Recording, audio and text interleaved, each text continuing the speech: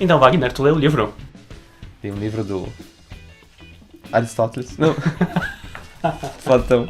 Platão. Pô, então vou ter que cancelar se tu leu o livro do Aristóteles. Teremos que cancelar, então voltamos no próximo programa. Li o livro do Platão. O que tu achou? Apesar do livro ser bem pequenininho, um livro bem denso, assim, em termos de filosofia, em termos de pensamento. Eu nunca vi em um livro tão pequeno e um assunto tão grande, assim, que é o amor. Um livro tão pequeno com tanto conteúdo, né? Tanto conteúdo. Na verdade, assim, O Banquete é um livro que fala do Eros. Eles nunca falam amor diretamente. Eros é o belo, o amor mais o belo, é isso? Exato. Então, quem escreveu esse livro foi o Platão. O Platão nasceu em Atenas por volta aí de 427 a.C. Aos 20 anos ele se tornou um discípulo de Sócrates e ele fundou a sua escola, que formou muita gente bacana, dentre eles um cara chamado Aristóteles. Aristóteles. Tá, o que aconteceu de fato nessa brincadeira aí, Wagner? Então foi um banquete, né, onde vários senhores estavam reunidos para discutir, então, o que é amor, de fato, né? Enfim, o que era o Eros, né? Eros é um creme que existe no sex shop, não sei se tu já teve a oportunidade de utilizá-lo. Eu recomendo aí pra você. Ah, muito obrigado. Boa recomendação. Eros. Sai patrocínio também, né? É um patrocínio. Quiser patrocinar? Vamos. Não pode falar em um momento mais oportuno, inclusive. Nossa, você tá duvidando aqui, ó. Esse daqui, perdão, é o Sexy Fantasy. Mas não é o Eros. É tipo quando tu vai na farmácia, que tu pede uma marca boa e te dão. E eles te dão, não, a gente tem essa mesma, que é o mesmo procedimento do mesmo laboratório. É o genérico. É o genérico. Eu tenho aqui o genérico, mas eu recomendo o Eros, tá, pessoal? Todo risco é uma arte, toda arte é um risco. E o cara que sabe de tudo é o Evaristo.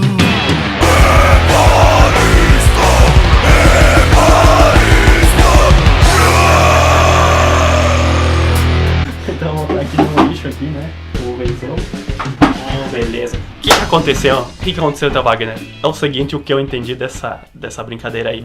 A gente vai chegar no final do nosso relato aqui e a gente ainda não vai saber o que é o amor. Mas fiquem com a gente pelo entretenimento, né? Exatamente. A gente vai terminar num ponto de interrogação, né? Exatamente. Como toda discussão filosófica termina. O que aconteceu, então? O Ágaton, um cara chamado Ágaton, que era um ator, que era um poeta, uma espécie de Fabrício Carpinejar da época, assim, ele tava muito bombado, porque ele tinha apenas ganhado um prêmio Sesc de literatura da época, um prêmio Jabuti. E ele foi promover uma festa na casa dele. Tava de ressaca, mas ele promoveu uma festa na casa dele aí pra comemorar, né? Como ele tava grandão lá, falou, vou comemorar, mas ele foi chamar só o pessoal bacana. Chamou o Sócrates, chamou o Fedro, chamou o Pausanias, chamou um monte de gente bacana e legal. A narração do livro começa com o seguinte: 2 caras andando de boas, um deles é o Aristodemo, e o Aristodemo cruza com um cara misterioso. Seria ele Platão? Seria ele João? Antônio, por que não?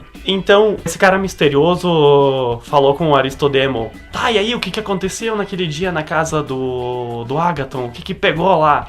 Daí o Aristodemo falou, não lembro tudo, assim, exatamente, porque a gente bebeu vinho pra cacete e tal, mas vou te contar o que eu peguei.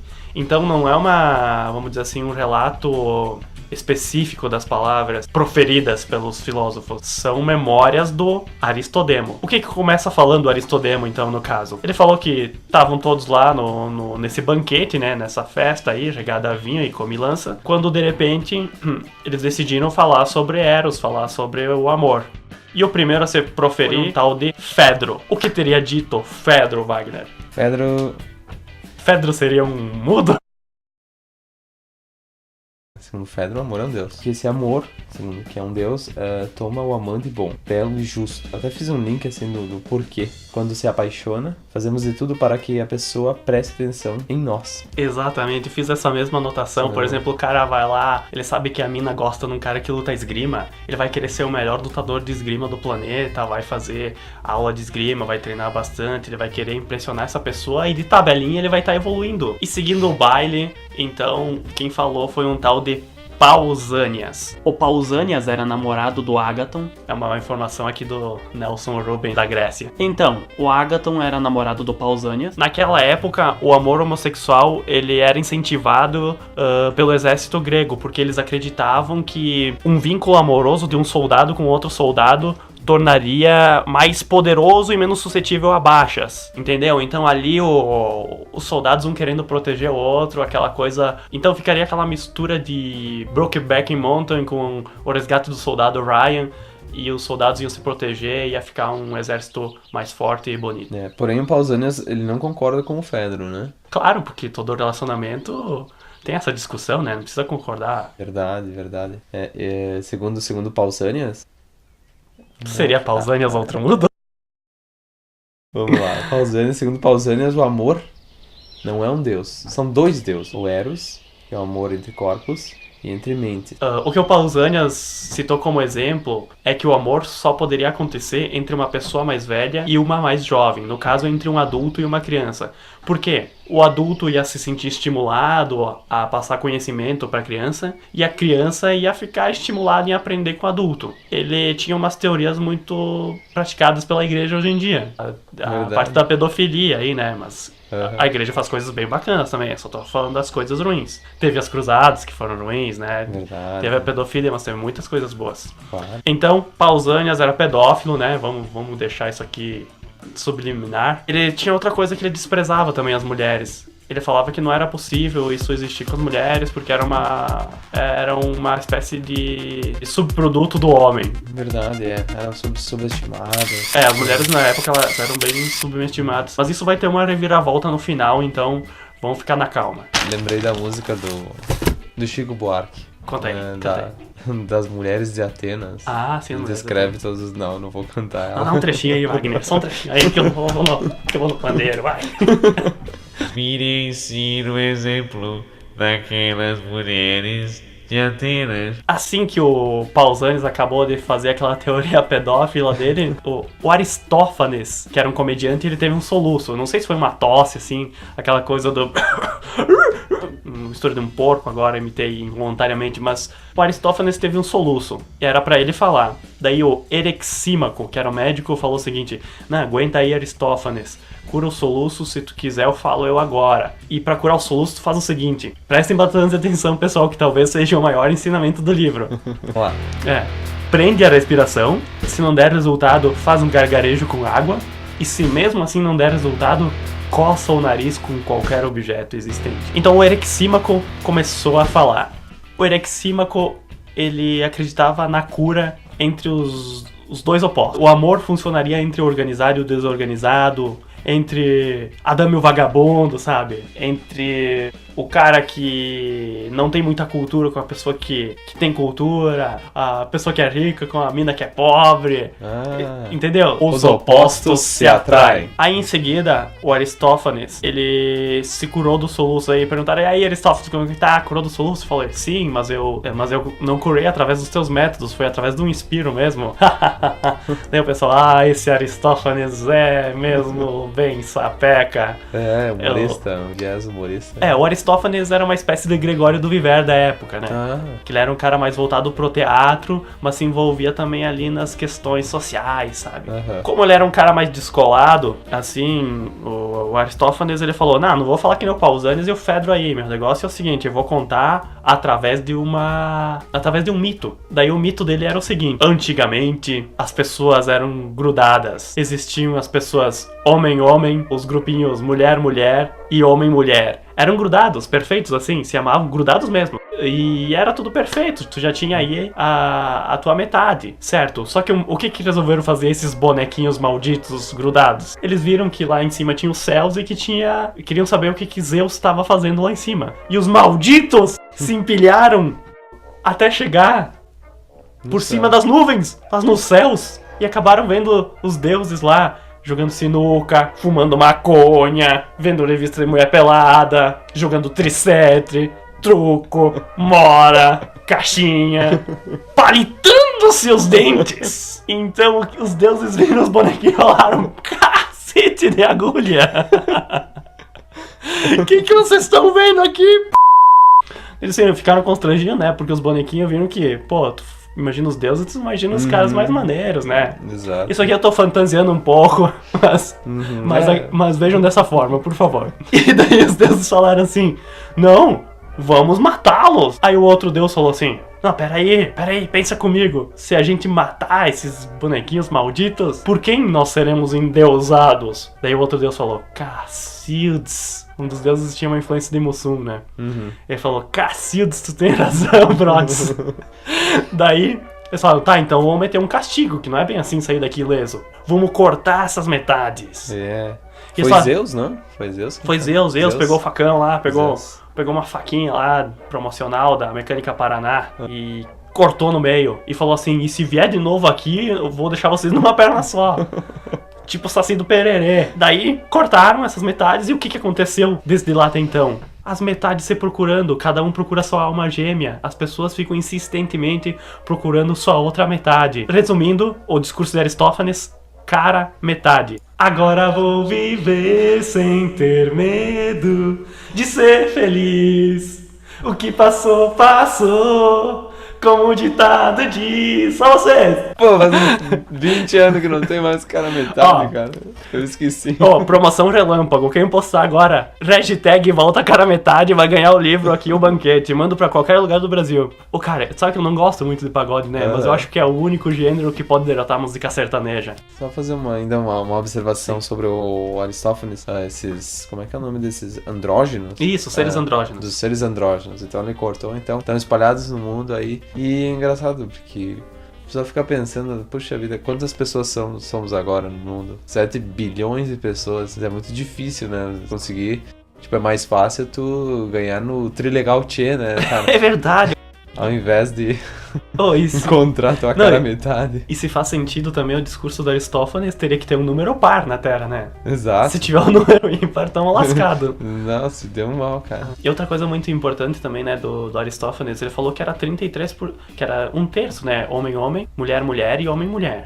Mas então tu pensa quanta gente que não se assumiu hoje em dia, né, seguindo essa lógica de que 2/3 seriam homossexuais, né? Verdade. Seriam maioria. Seriam maioria seriam mais homossexuais. minorias. Eu acho que faz sentido esse discurso do Aristófanes, porque o que tu vê de gente homofóbica, né? É. Vai falar, como é que pode um homossexual habitar o mesmo restaurante que o meu? É um absurdo. Olha lá, ele é um homossexual, vamos matá-lo. E, cara, vai por mim, né? Quando tem uma raivinha aí, meu amigo, eu acho que aí, né? É um negócio difícil. Então o Agathon, que era o dono da festa, o prêmio Sesc de teatro, o prêmio Sesc da poesia, foi falar assim, e daí o Sócrates falou, aí Agathon, não vai ficar envergonhado agora pra falar, né? Daí o Agathon falou, não, pior que eu tô um pouco envergonhado, acho que ele falou isso. E daí o Sócrates falou, mas ontem eu te vi lá, tu ganhando o prêmio Sesc lá, tu detonou na frente de milhares de pessoas. E o que o Agathon falou? Velho, é que falar pra uma porção de trouxa, eu não tenho vergonha, agora falar pra meia dúzia de sábio, aí eu fico meio bolado, entendeu, né? Agora eu entendi. Entendeu? Fagner, o que tu tem a falar sobre isso, sobre tuas apresentações de teatro aí que bombaram? Exatamente. As apresentações de teatro. Tu fecha com o Agathon? Eu acho que... Hashtag fecha com o Agathon. Algumas delas, né, tu fecha com o Agathon, né? Me senti o Agathon agora.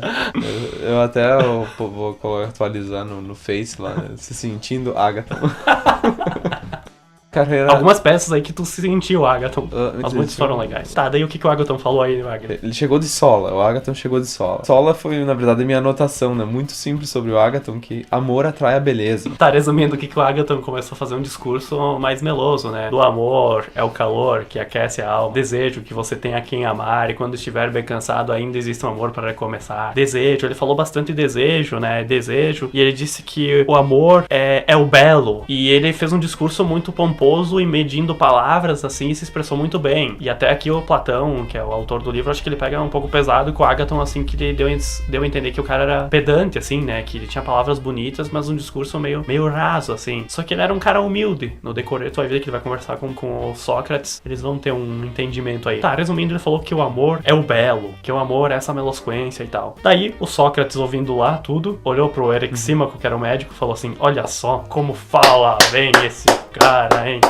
Olha só, tava sendo irônico, né? E ele falou o seguinte, agora o que eu vou falar depois de um poeta? Falou tão bem, né? Daí o Sócrates começou o discurso dele, que é o momento alto, acho, do livro. Exato. Ele perguntou pro Ágaton, muito bem, Ágaton, sabe as palavras, mas quando tu tem amor por algo ou amor por nada? Tem amor por algo. Ele falou, então, o amor é um desejo, como tinha sido falado. Certo, o amor é um desejo. Quando eu desejo alguma coisa, ou melhor dizendo, depois que eu desejo essa coisa e eu tenho essa coisa, eu não posso continuar desejando, correto? Então, foi aí que surgiu a expressão amor platônico, que é o amor pelo inalcançável. Verdade, amor platônico. O amor platônico, né, é aquele amor que nunca se realiza. Até eu anotei bem esquematizado. Se o amor atrai o belo, é porque o deseja. Se o amor deseja o belo, é porque não tem. Portanto, o amor não é belo. Nossa, eu fiquei fascinado com esse raciocínio do Sócrates, né? Porque isso me lembra as aulas de lógica que eu fiz no meu curso de filosofia, que só durou 3 semestres, né? Muito frustrado. Frustrado quando eu estava na filosofia, a única coisa que não me frustrava eram as aulas de lógica, pra falar a verdade. Que lógica nunca foi, assim, meu raciocínio, mas, sei lá, nunca percebi, assim, o quanto dá pra ser lógico com as palavras e não só com os números. É que a filosofia, ela é meio subjetiva, né? E a lógica é uma coisa que me parece mais exata, né? Uhum, exato. E uma coisa bem importante, né, que eu falei que ia ter uma reviravolta na questão das mulheres, né? O Sócrates, antes de começar o discurso, ele falou que ele falou com uma mulher chamada Diótoma, se não me engano o nome. E ele falou, eu não sei o que é o amor, mas falei com uma mulher que ela me disse isso. Que foi numa conversa com uma mulher que ele chegou a essa conclusão. Que o amor é uma carência. É um desejo pelo belo e pelo bem. Ao contrário do que falava o Ágaton, que o amor é o belo. Mas do Soeto. Mas eu acho que essa do Sócrates foi pra arrebentar. Então o amor platônico surgiu do banquete. Surgiu do banquete. E outra coisa muito importante, né, Wagner, que depois passou-se um tempo que o Platão ficou viajando por 12 anos, ele fundou uma escola, e nessa escola ele acabou formando Aristóteles, como falamos anteriormente. E o Aristóteles era um cara que, apesar de ter sido formado pelo Platão, ele tinha suas ideias próprias. E ele não fechava muito com o Platão, né, nesse sentido. No caso, ele acreditava que o amor era o vislumbre do objeto do desejo. Pra contextualizar melhor, o Clóvis de Barros, que é um filósofo aí, que tem uns vídeos na internet maneiros. Enfim, ele conta uma história muito interessante para ilustrar melhor a diferença entre o amor segundo Aristóteles e o amor segundo Platão. O amor segundo Platão é a seguinte situação. Ele chegando em casa, toca na campainha e abre a mulher dele. Ele fala, amor, até esse exato momento, ele voltou numa viagem, até esse exato momento eu estava te amando a moda a Platão. Mas a partir de agora vou te amar à moda Aristóteles. E ele conclui ainda, qual a melhor forma de amar? Ora, dos dois jeitos. Mas é possível esses dois jeitos, não é possível esses dois jeitos acontecerem no mesmo momento. Não, no mesmo momento, mas na mesma vida. Na mesma vida sim, né? Na mesma vida sim. Ele tava viajando, ele tava tendo esse amor platônico pela esposa, porque ele não tinha ela naquele momento. Mas quando ele chegou na casa, daí ele poderia vislumbrar o objeto de desejo e amá-la no sentido Aristóteles. Interessante. Acho que é bom dos dois jeitos. Aí é que vem a expressão, né? De dia eu sou Platão e de noite eu sou Aristóteles. Tem essa expressão? Não. Você inventou agora?